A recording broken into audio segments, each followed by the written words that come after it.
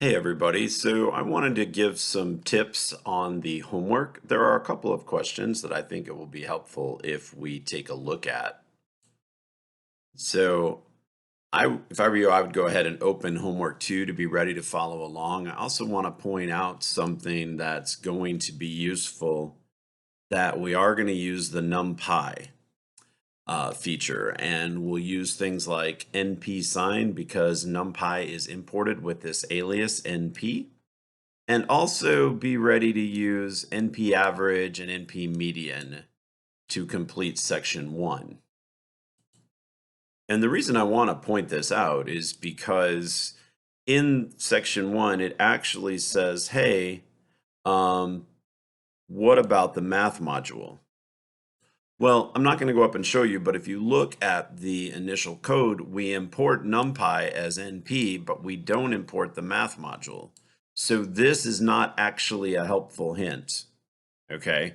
What we're going to use instead is NP, all right? So just warning you of that up front, that the sine and the cosine function and the median and the average, they're going to be, we're going to start with NP dot sine and NP dot cosine and NP dot average. Okay, so wanted to let you know about that. Hopefully you've paused the video and you're ready to get started on homework 2. Okay, so the first thing I want to talk about is in the content of section 4. All right, and we use these two new functions, npdiff and npcumsum. Okay, so let's all go to section 4 together. And I'm going to open up a couple of code blocks and I'm going to show you what these things do, and we're going to talk about it so that the rest of section 4 will be doable. Okay, so you can see here I am in section 4, and I am going to go down here, and you'll see that they're actually talking about the new functions, and they're giving a visual hint on how to use it here. Okay. But I'm going to go on down. Well, actually, I'm going to just go right up here.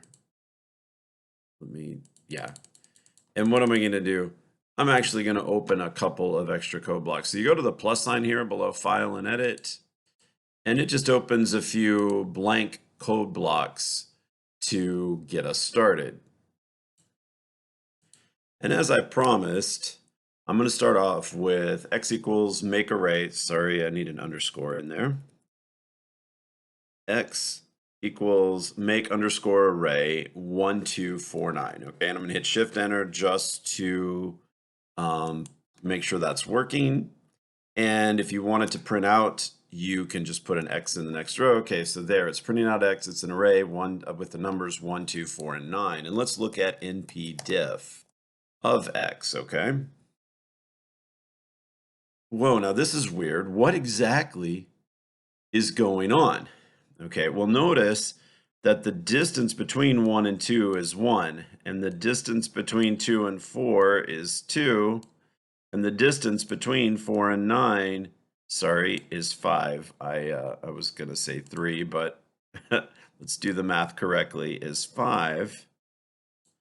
Okay, and that's what we have here. So npdiff is just going through the array, starting with the second element, right? It starts at 2 there, and then subtracts the 1 in front of it. So 2 minus 1 equals 1, and then it goes to the 4, and 4 minus 2 is 2, and then it goes to the 9, and 9 minus 4 is 5. Okay, so npdiff just goes through the array from start to finish, subtracting subsequent entries. Okay, well, that seems doable. Okay, we've got that. What does np.cumsum do? And this is the cumulative sum function. And if you have, so let's just take a look at it, right? What does it do? Well, initially it just does 1. Why? Because if you add up all the numbers from the start of the array until the first item, you get 1.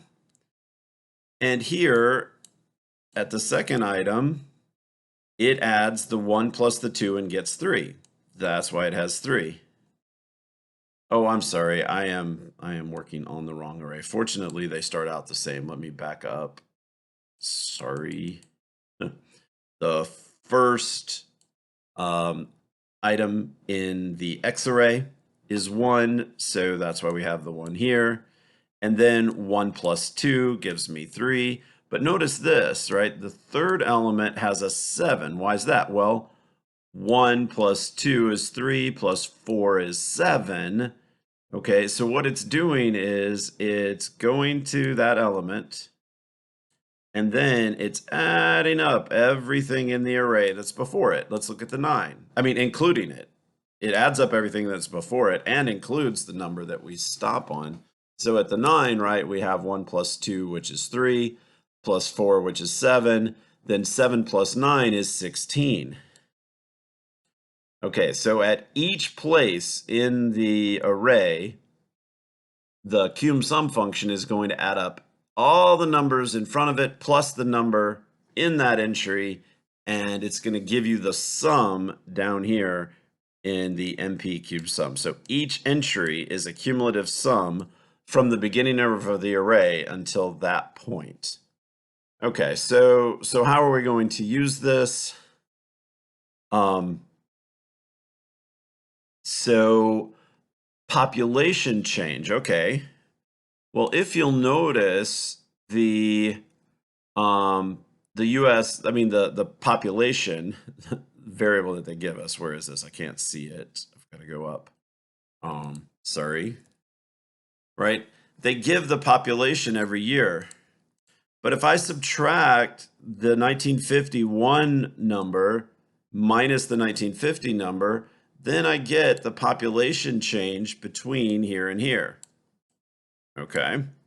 And then the next thing in the NP-diff we'll do will be the population change between 1951 and 1952. So all it does is it creates a list of population changes. Okay, which is exactly what the question asks for, right? If we go back down, sorry, let me get my cursor back to correct, okay. What if I go back down and they say, oh, what's the largest population change? Well, I can do the np.diff on the right column, okay? And I can use the function max. So it's going to be something like this. And what goes in here? So that's a good question to ask. Okay, so I'm going to scroll back up where we're showing this function, showing this table. Okay. And I want to do np.diff on the population column, okay? And I'm just going to make that really clear, right? That I need to use dot column. Why? Because remember, dot column, I can specify the name of the column and it'll bring out the numbers in an array. So let me just show you this world dot column. It makes sure that you get spelling and capitalization correct. And what happens? Oh, wow, it grabs all of the population numbers as an array, and that's the key. If it's as an array, then I can use np-diff, and np-diff will go straight through and take the difference of the first two, and then the difference between the second and the third, and then the difference between the third and the fourth, and I'll get all of the population differences, okay? So you can see now, I hope, how I can use a dot column to get the array in here that I need. And then I should be able to use, I'm sorry, I said NP column. This is NP diff. Sorry.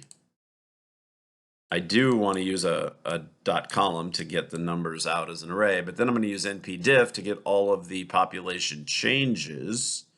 And then I can use a max function to find the largest one. Okay, so hopefully that will help you with the stuff you need to do in question 1. Now the next one is a multiple choice, and we're just supposed to pick which of these 3 answers is correct if we execute this code. Well, first of all, the population, okay, that's good. So, that's the same information that's going in the code block we just did, right? It's an array with all of the different populations for those years, starting in 1950, okay? And then what's NPDIF going to do? Well, NPDIF is going to show the total population change starting with 1950,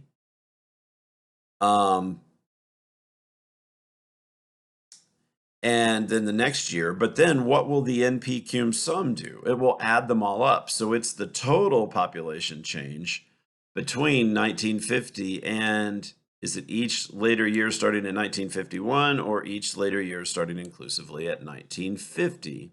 Well, think about how cum sum works. And then I think I've given you enough of a hint to go on with, okay? Okay, so the next thing I want to point out, sorry, let me get this there, got it moving. Skip section 5, okay? It says you can skip it without penalty. It's just a section that uses NPDIF and NP-cum sum, but it has some rather tricky aspects to it, and it's a little bit, in my opinion, beyond the scope of this course, so I'm just going to drop it. Don't do anything in section 5, please. Okay, and section 6. Okay, so the key here is that we have to get this data in a way that we can use it, and most of our mathematical functions require us to use array data. Okay, so if I want to take the maximum, I need X to be an array. I need it to be a group of numbers. If I want to find the minimum, I need X to be an array that's a group of numbers, like a list of numbers. If I want to do NP average, I need an array. If I want to do NP median, I need an array. Okay, and remember, just like above, when we need to get data in a form that we can do some math with, we use dot column. And so before, the table name was science and the column name was numbers. This is just whatever table you're using. Just the name of whatever table you're using, dot column, and then the name of whatever column you'd like to get the numeric data out of. Notice this, that I'm using dot column, and I almost always use it where X is an array with numbers in it, right? I can't take the average of strings of a list of text, right? If I'm going to do average, I need X, the data in this array, to be numbers, okay?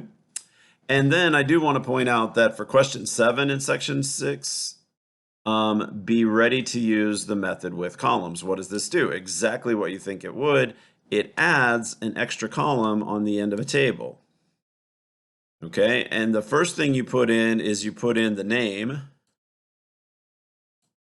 So it's with columns, open parentheses, then you put the name, make sure the name you put is in quotation marks, and then a comma, and then the array. Right, so you have to have the data in array form, but once you do, you put those in, and the with columns method will create a new column on the end of the table that has the name that you specify and uses the data that you specify. Okay, and section 9, this is the last one, last section. And suppose we have a table called science, and we want a histogram for the column named numbers. Okay, so I put the name of the table, science, dot hist, so the dot hist method creates a histogram like we want it to.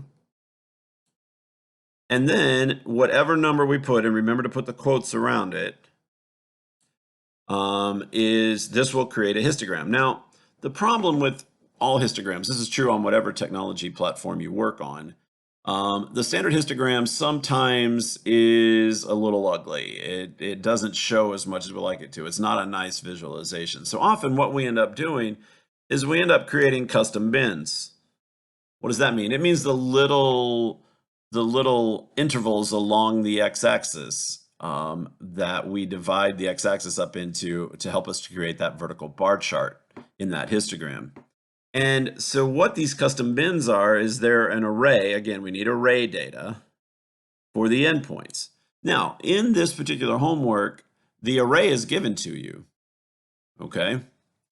And let's just suppose that we called the array custom, right? We want custom bins, and suppose we called that thing custom.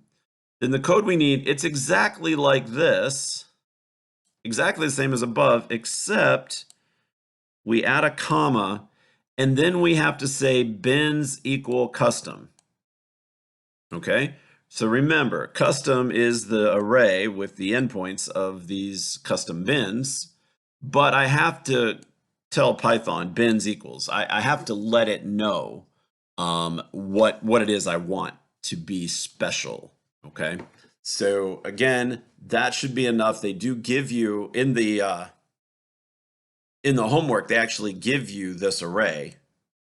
So you just have to figure out its name, and then you put bins equals whatever the name of that array is. And just as a preview of coming attractions, a little spoiler here, it's equal underscore bins, I think, is the name of it. Equal underscore bins is the array that needs to go in there. Okay, so that's what I wanted to focus you on. Again, please hit me up in Teams, not email. You can email me, but I'm unlikely to check it as often as I check Teams. So if you have any questions about the homework, this homework 2 is due February 5th. That's Sunday before midnight. If you have any questions, please let me know. All right, good luck on the homework.